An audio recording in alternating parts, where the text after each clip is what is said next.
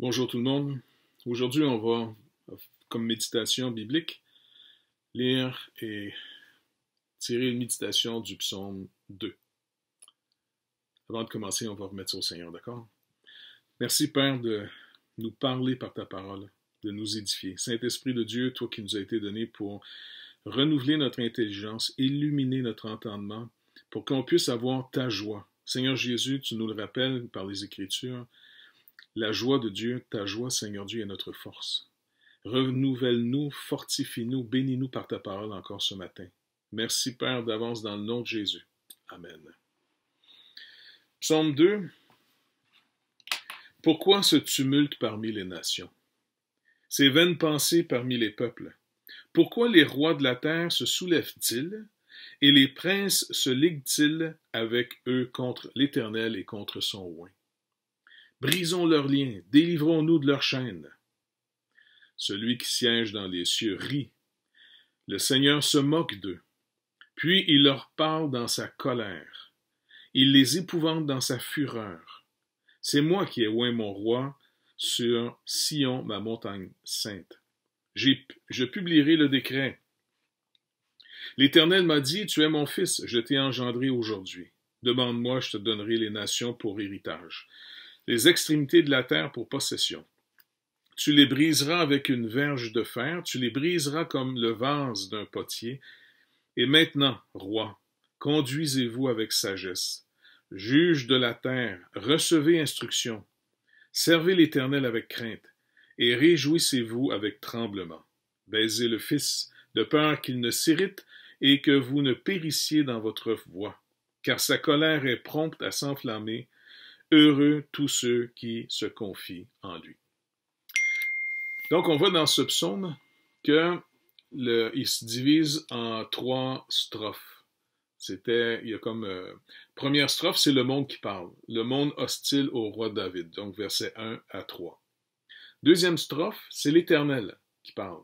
C'est l'Éternel qui, gouvernant le monde depuis son trône céleste, trouve ça très drôle que les petites nations veulent finalement se soulever contre lui. Après ça, les versets 7 à 9, c'est le roi davidique, régnant sur terre. Et on va voir que ce psaume de David fait référence naturellement au fils de David par excellence, Jésus. Et finalement, la dernière strophe, les versets 10 à 12, c'est le monde. Le monde est appelé à se soumettre à ce roi. C'est le but finalement. Donc si on reprend la première strophe, pourquoi ce tumulte parmi les nations, ces vaines pensées parmi les peuples? Pourquoi les rois de la terre se soulèvent-ils et les princes se liguent-ils avec eux contre l'Éternel et contre son oint? Et puis leur grande déclaration, pourquoi ils se liguent ensemble? Brisons leurs liens. Délivrons-nous de leurs chaînes. Donc on voit ici que c'est pas d'hier que régulièrement, individus ou même nations vont toujours chercher à se dégager de ce qui met en lumière, au fond, quand on veut se dégager ici des liens ou encore une fois des chaînes. C'est finalement la loi de Dieu. La loi de Dieu va toujours mettre en évidence pourquoi on doit vraiment espérer dans un sauveur qui vient d'ailleurs. Il n'y aura jamais sur terre un système politique, un système économique, un empire quelconque, philosophie et même religion qui va apporter une solution à l'humanité. Il faut que notre Créateur lui-même, Dieu, nous aimant, comme on l'a vu dans tout le long de la parole ici, il a tellement aimé le monde qu'il a donné son Fils. Son Fils, il l'a oint. Maintenant, si on lit certains passages, vous allez voir que les apôtres ont utilisé ce psaume. Si on retourne dans les actes, par exemple, acte 13, ou même acte 4, au début. Acte 4. Donc, c'est l'apôtre Pierre et Jean qui sont arrêtés et ils sont traduits devant le Sanhédrin, vous vous rappelez, et ils vont rendre compte finalement du message. Tu sais, au chapitre 4, verset 1, il dit, tandis que Pierre et Jean parlaient au peuple, survint les sacrificateurs, le commandant du temple, les Sadducéens, mécontents de ce qu'ils enseignaient le peuple et annonçaient en la personne de Jésus la résurrection des morts. Ils annonçaient la résurrection des morts. Ils mirent la main sur eux, les firent jeter en prison jusqu'au lendemain, car c'était le soir. Cependant, beaucoup de ceux qui avaient entendu la parole crurent. Bonne nouvelle. Et le nombre des hommes s'éleva à environ 5000 hommes. Donc le lendemain, les chefs du peuple, les anciens, les scribes s'assemblèrent à Jérusalem avec Anne, le souverain sacrificateur, Caïphe, Jean, Alexandre et tous ceux qui étaient de la race des principaux sacrificateurs. Ils les firent placer au milieu d'eux, Pierre et Jean, et leur demandèrent par quel pouvoir ou au nom de qui avez-vous fait cela? C'est quand même intéressant ici de voir, ils reconnaissent le fait de ce miracle, parce qu'ils sont appelés à cause de ce fameux miracle d'un homme qui avait été guéri. Alors Pierre, rempli du Saint-Esprit, leur dit, « Chefs du peuple et anciens d'Israël, puisque nous sommes interrogés aujourd'hui sur un bienfait accordé à un homme malade, afin que nous disions comment il a été guéri, sachez-le tous, et que tout le peuple d'Israël le sache. C'est par le nom de Jésus-Christ de Nazareth que vous avez crucifié et que Dieu a ressuscité des morts. C'est par lui que cet homme se présente en pleine santé devant vous. Jésus est la pierre rejetée par vous qui bâtissez et qui est devenue la principale de l'angle. » Fait intéressant ici, remarquez, la fonction d'autorité, c'est d'être ceux qui incarnent l'équipe. Ici en Israël, le Sanhédrin, le groupe ici des sacrificateurs, des Sadducéens, tous ces gens qui avaient le pouvoir, sont ceux à qui Pierre dit « vous qui bâtissez ». Donc c'est pour ça, c'est un rappel encore pour nous ici, aujourd'hui, de continuer à prier pour nos autorités civiles, fédérales, provinciales, les cours municipales, c'est-à-dire les tribunaux, ainsi de suite, nos maires, la mairie.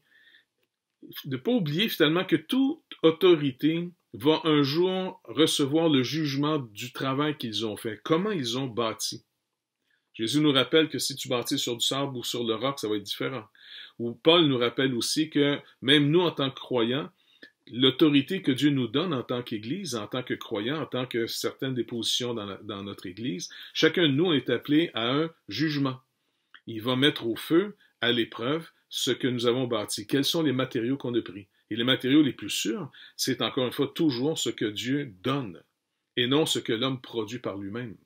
Ici, c'est des hommes qui cherchent à bâtir le royaume d'Israël, administrer Israël. Ils ont fait plein d'ententes, entre autres, avec Rome, pour avoir des privilèges particuliers, des exemptions d'impôts par rapport au temple, et ainsi de suite. Mais le problème, c'est qu'ils ont rejeté la raison d'être même de la nation d'Israël. Car Jésus devait venir de la chair d'Israël, de la postérité de David.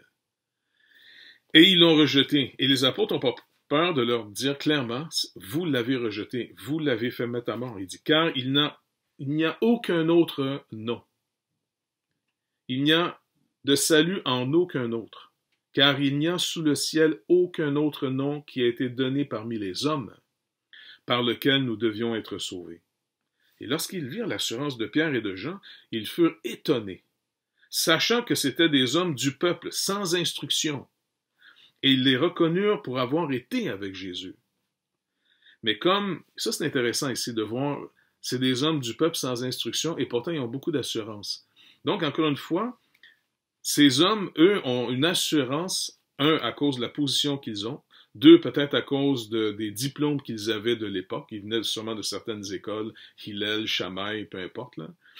Mais ici, des hommes tellement ordinaires, des hommes du peuple, c'est une forme de mépris envers ces gens-là en passant, sans instruction. Par contre, ils reconnaissent une chose, c'est des gens qui ont été avec Jésus. Jésus a été leur instructeur. Donc, il dit, mais comme ils voyaient là, près d'eux, l'homme qui avait été guéri, ils n'avaient rien à répliquer. La preuve est là, le monsieur qui était guéri était là, à côté d'eux. Ils leur ordonnèrent de sortir du Sanhédrin, et ils délibérèrent entre eux, disant, que ferons-nous à ces hommes? Car il est manifeste pour tous les habitants de Jérusalem, qu'un miracle signalé a été accompli par eux, et nous ne pouvons pas le nier. Écoute, ils sont devant un miracle, mais ils s'entêtent à rester dans cette rébellion contre Dieu. Encore une fois ici, pourquoi ce tumulte parmi les nations, c'est vaines pensées parmi les peuples. Des vaines pensées. C'est incroyable qu'est-ce qu'il peut y avoir dans la tête des gens. Donc, je continue ici dans Actes. Bref, il va dire ici, il rappelle après, mais, verset 17, afin que la chose ne se répande pas davantage parmi le peuple. Défendons-leur avec menace de parler désormais à qui que ce soit en ce nom-là. Et les ayant appelés, ils leur défendirent absolument de parler et d'enseigner au nom de Jésus. Pierre et Jean leur répondirent, jugez s'il est juste devant Dieu de vous obéir plutôt qu'à Dieu. Car nous ne pouvons pas ne pas parler de ce que nous avons vu et entendu. Ils leur firent de nouvelles menaces et les relâchèrent, ne sachant comment les punir, à cause du peuple, parce que tous glorifiaient Dieu de ce qui était arrivé. Car l'homme qui avait été l'objet de cette guérison miraculeuse était âgé de plus de 40 ans. Après avoir été relâchés, ils allèrent vers les leurs. Là, Pierre et Jean partent et racontèrent tout ce que les principaux sacrificateurs et les anciens leur avaient dit. Et regardez, c'est ici que ça semble intéressant. Lorsqu'ils l'eurent entendu, ils élevèrent à Dieu la voix tous ensemble et dirent, Seigneur, toi qui as fait le ciel et la terre, la mer et tout ce qui s'y trouve. Ils prient comme par les Écritures. C'est toi qui as dit par le Saint-Esprit, par la bouche de notre Père, ton serviteur David, pourquoi ce tumulte parmi les nations, et ces vaines pensées parmi les peuples? Les rois de la terre se sont soulevés, et les princes se sont ligués contre le Seigneur et contre son oint. Psaume 2. Regardez comment ils vont commenter ici, ils continuent à prier. En effet, contre ton saint serviteur Jésus que tu as oint, Hérode et Ponce Pilate se sont ligués dans cette ville avec les nations et avec les peuples d'Israël pour faire tout ce que ta main et ton conseil avaient arrêté d'avance. Ça, c'est encore une fois la fascination, quelque chose qui est vraiment troublant pour nous, mais qui nous montre que Dieu est totalement souverain, même sur le mal que les gens planifient de faire. Mais Dieu va toujours tourner le mal au bien. Au bien. Comme pour l'histoire de Joseph dans la Genèse, qui avait été vendu par ses frères, qui avait été, au fond, vendu comme esclave en Égypte, dont la femme du patron, finalement, voulait coucher avec lui. Lui, il dit non, il se fait accuser de viol. Faussement accusé, il est jeté en prison. Après ça, en prison, il continue à servir le Seigneur. Il va interpréter des songes. Il va être oublié par l'homme qui avait été finalement ramené auprès de Pharaon. Il avait été oublié en prison, tu sais, son ami Joseph, jusqu'à ce qu'un jour, Pharaon a un songe. Et là, ce monsieur, il se rappelle, j'ai péché contre ce monsieur, j'ai oublié. Il y a un homme en prison qui a interprété mon songe et celui de mon associé, qui lui est mort, moi j'ai été vivant. Et puis Pharaon le fait amener. Et Joseph s'est retrouvé sur le trône d'Égypte. Et quand ses frères sont venus, pour finir l'histoire, enfin une histoire longue courte, quand ses frères ont venu finalement en Égypte acheter de la nourriture à cause de la grande famine, eh bien, Joseph leur rappelle que le mal qu'ils avaient eu l'intention préméditément, c'est avec préméditation, vous l'avez fait volontairement ce mal, vous êtes responsable de ce mal. Reconnaissant par contre leur repentance, parce que ses frères reconnaissaient qu'ils avaient mal agi. Maintenant, il leur dit, le mal que vous avez planifié, Dieu, au fond, le préparer pour le bien, pour sauver, au fond, ce peuple qui va devenir Israël nombreux en Égypte, car de ce peuple, Jésus le dit à la Samaritaine, c'est des Juifs que vient le salut. Donc l'infidélité d'Israël n'a pas annulé la fidélité de Dieu. De la même manière que quand on regarde au travers de l'histoire, puis le peuple, les gens d'aujourd'hui se nourrissent énormément de toutes les fautes de l'histoire de l'Église pour rejeter le Seigneur et son oint. Eh bien, c'est pas à cause de toute l'infidélité d'Israël que la promesse n'est pas accomplie. Jésus-Christ est vraiment venu. Maintenant, c'est pas à cause de l'histoire de l'Église avec toutes les fautes qui sont eues. C'est pas une nourriture où il faut se nourrir. C'est peut-être une question de se mettre très en garde, de faire très attention parce que c'est facile de faire un faux pas. Maintenant, la fidélité demeure toujours. Dieu, par contre, lui, demeure fidèle à sa parole. Et c'est comme ça qu'ils vont prier. Et donc, après avoir dit maintenant On reconnaît que c'est ta main à toi. Les nations, c'est les nations du monde, et les peuples, c'est Israël, parce que c'était des tribus. Comme il dit, regardez, c'est vraiment intéressant. En effet, contre ton saint serviteur Jésus, que tu as oint, Hérode et Ponce Pilate se sont ligués dans cette ville avec les nations, ça c'est les goïms, comme on dit en hébreu, et avec les peuples. Ici, finalement, on parle les peuples d'Israël, pour faire tout ce que ta main et ton conseil avaient arrêté d'avance. Regardez ici, quand on lit le psaume, on comprend mieux maintenant l'interprétation que les apôtres nous donnent dans leurs prières, en citant ce psaume. Donc, qui sont, au fond, le tumulte parmi les nations? C'est les nations du monde, en dehors d'Israël. Ces vaines pensées parmi les peuples, ils nous ont dit ici, c'est les peuples d'Israël. Donc, que ce soit Israël, les peuples d'Israël ou les nations, tous ont péché. Et puis, par contre, Dieu fait grâce à tous, car de toutes les nations et des peuples d'Israël, le Seigneur va arracher finalement des gens pour les sauver. Et ça, c'est notre espérance continuelle. Le Seigneur est venu sauver ce qui était perdu. Il rend manifeste ici la perte. Et les apôtres vont continuer à prier en disant, on reconnaît que ce soit Israël ou les nations qui sont représentées par Pilate et Hérode, eh bien finalement, on a tous passé à côté.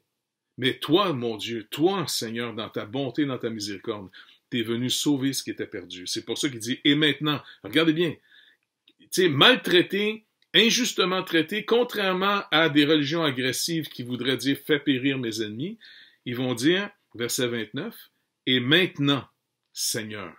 Après avoir prié ça ici, là, verset 28, ça finissait, pour faire tout ce que ta main et ton conseil avaient arrêté d'avance. La souveraineté de Dieu les calme en disant, on prie un Dieu qui est totalement souverain, même sur le mal et l'injustice que ces gens ont fait à notre égard, à l'égard surtout de ton Fils Jésus-Christ. Maintenant, voici ce que nous te demandons. Et ça, c'est vraiment très bon. Et maintenant, Seigneur, vois leurs menaces. Vois leurs menaces. Et donne à tes serviteurs, non pas le feu du ciel qui les brûle, ou encore une fois une bombe atomique. Donne à tes serviteurs d'annoncer ta parole avec une pleine assurance. Seigneur, au contraire, plutôt que de te demander, venge-nous, non, rends-nous d'autant plus capables maintenant, face à leurs menaces qui pourraient nous intimider sérieusement. Parce que nous aussi, on a un corps qui souffre comme toutes les autres. Nous aussi, on n'est pas plus grand puis pas meilleur que toutes les autres. Tu nous envoies en mission, ces gens-là qui ont l'autorité veulent dire non, ils ont le pouvoir de nous faire mettre en prison, ils ont le pouvoir de nous faire battre, ils ont même le pouvoir de nous faire mourir. Mais Seigneur Dieu, puisqu'ils font un mauvais usage de la délégation d'autorité que tu fais, nous, on te demande en échange une chose. Maintenant, donne à tes serviteurs d'annoncer ta parole avec une pleine assurance. Et étends ta main pour qu'ils se fassent des guérisons, du bien, des guérisons, des miracles et des prodiges par le nom de ton saint serviteur Jésus. Ça, c'est vraiment inspirant. Donc ici, encore une fois, dans cette première partie du psaume, les apôtres s'en servent pour prier face à, justement, ces vaines pensées, ce tumulte parmi les nations qui veulent se dégager, qui veulent carrément dire, nous ne voulons plus jamais entendre parler des 10 commandements. Nous ne voulons pas entendre parler de ce que Dieu ordonne dans sa parole. Nous voulons être Dieu de nos vies. Nous voulons être à l'origine de nos propres lois. Nous sommes le peuple. Nous sommes la démocratie. Donc, la démocratie, comme quelqu'un l'a bien dit un jour, c'est, au fond, tu as le bénéfice de pouvoir voter à chaque 4-5 ans pour tes petits dictateurs. Et on les change s'ils ne font pas notre affaire aux prochaines élections. Mais par contre, le Seigneur nous demande d'avoir du respect pour eux, et c'est très important parce que pour garder du respect, pour pas, moi personnellement, il faut que je me le rappelle régulièrement, pour ne pas devenir cynique face à tout ce pouvoir religieux au travers des siècles, qui a fait des horreurs comme des bonnes choses. De la même manière que c'est facile de parler des horreurs que l'Église a pu faire, mais on oublie tout le bien qu'elle a fait. Donc, on doit continuer à prier pour nos autorités, afin que le Seigneur nous donne à nous, l'Église, d'être en ce moment une lumière. En tant qu'individu, comment on peut être la lumière du Seigneur, qui nous donne le courage de continuer à annoncer son Évangile. Puis je veux encore une fois vous remercier énormément, l'Assemblée, et puis tous ceux en dehors, je ne sais pas jusqu'à où le message va aller, là, mais tous ceux qui euh, nous soutiennent spirituellement, tous ceux qui prennent très au sérieux le message de l'Évangile, tous ceux qui, à chaque occasion qu'ils ont de pouvoir donner une explication en toute sagesse et humilité de l'espérance que vous avez.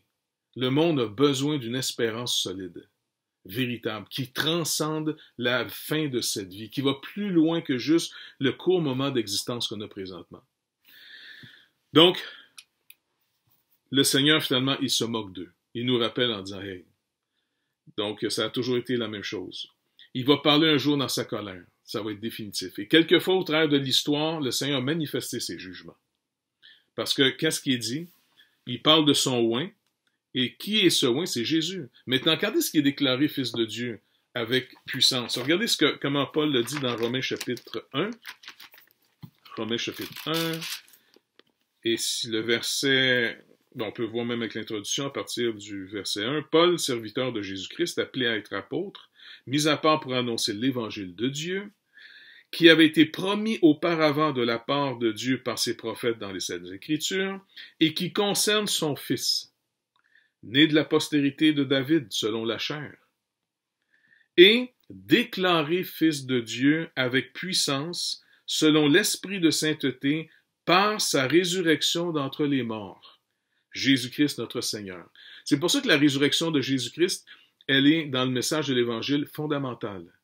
Car c'est là que Dieu déclare Jésus-Christ Fils de Dieu avec puissance, selon l'Esprit de sainteté, par sa résurrection d'entre les morts.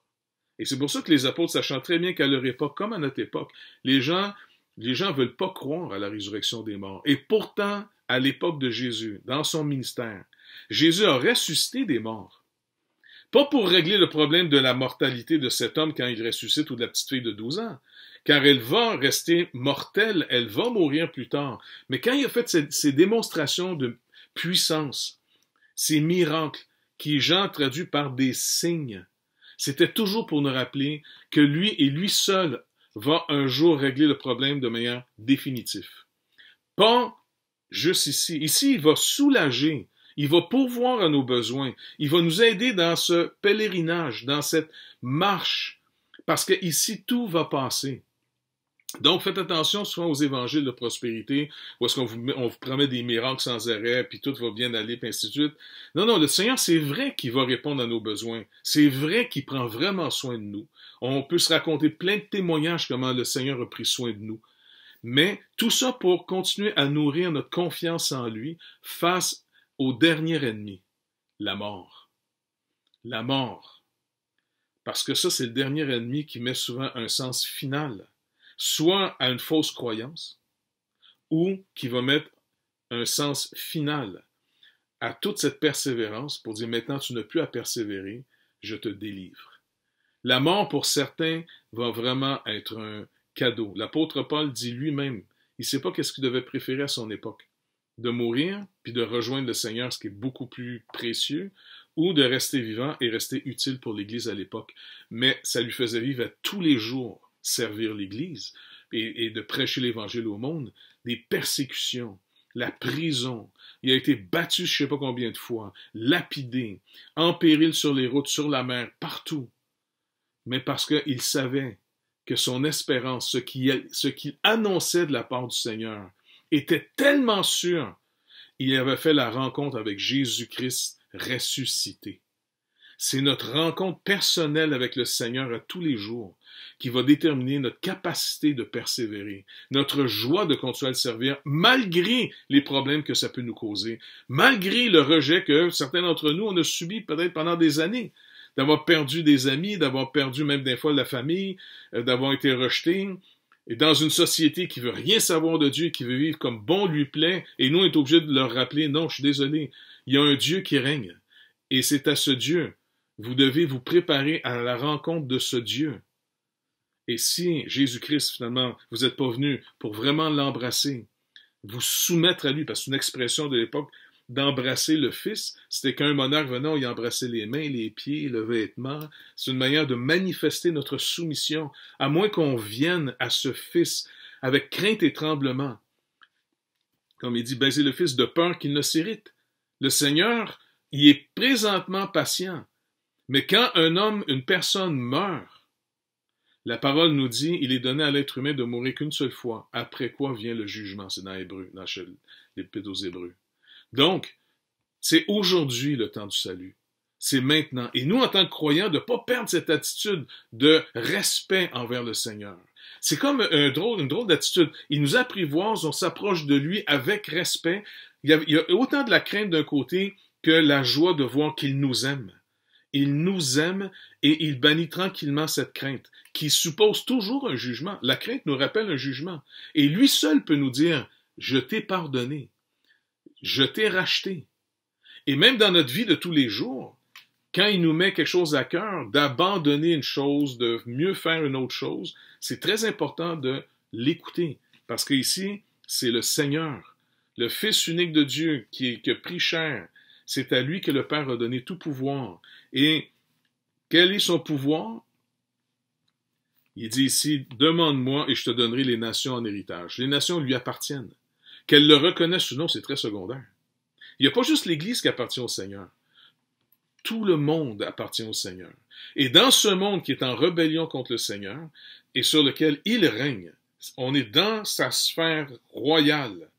Eh bien, ceux qui croient en lui trouvent le secours, trouvent la paix avec lui. Et on entend la bonne nouvelle qu'il nous a pardonné. Donc il dit, demande-moi, je te donnerai les nations pour héritage. Les extrémités de la terre pour possession. Tu les briseras avec une verge de fer. Tu les briseras comme le vase d'un potier. C'est lui qui a le dernier mot. Jésus-Christ nous le dit avant de partir. Maintenant, tout pouvoir m'a été donné, dans le ciel comme sur la terre. Donc c'est pour ça que celui qui nous a rachetés, eh bien finalement c'est celui qui possède toujours le dernier mot sur tout ce qui se passe sur la terre aujourd'hui. Donc encore, c'est fini en disant, heureux tous ceux qui se confient en lui. Alors continuons à lui faire confiance. Que le Seigneur vous bénisse et bonne journée.